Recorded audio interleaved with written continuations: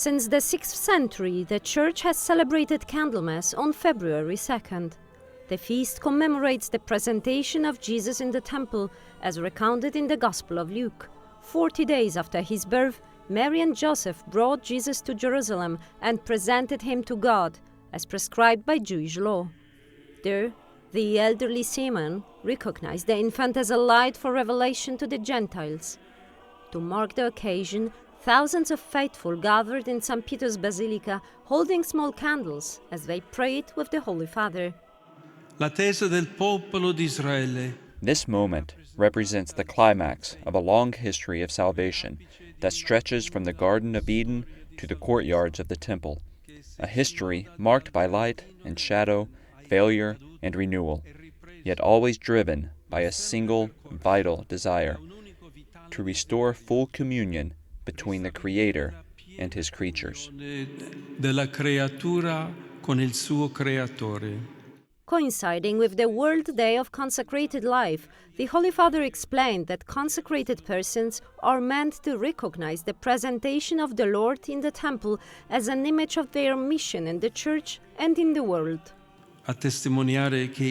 You are called to testify that the young, the elderly, the poor, the sick, and the imprisoned hold a sacred place above all else on God's altar and in His heart.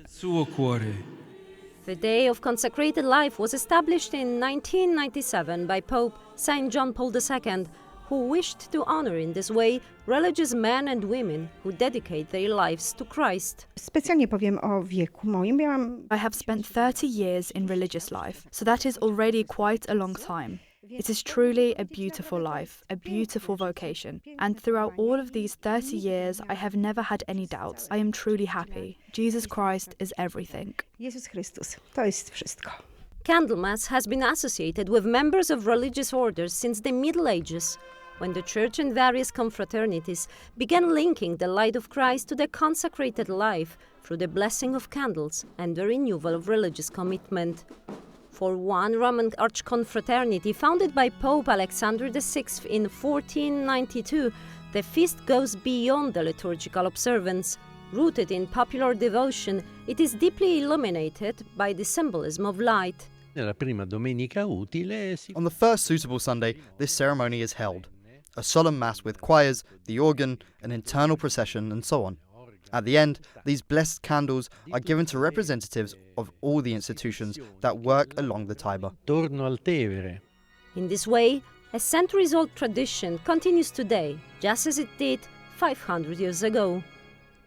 Blessed candles on the Feast of the Presentation stand as a powerful symbol of the light that shines brightest in the midst of darkness, marking the threshold between the joy of Christmas and the approaching shadow of Christ's Passion, while affirming with certainty that hope never dies. In Rome, Magdalena Wolinska Riedi for EWTN News Nightly. Figlio e Spirito Santo.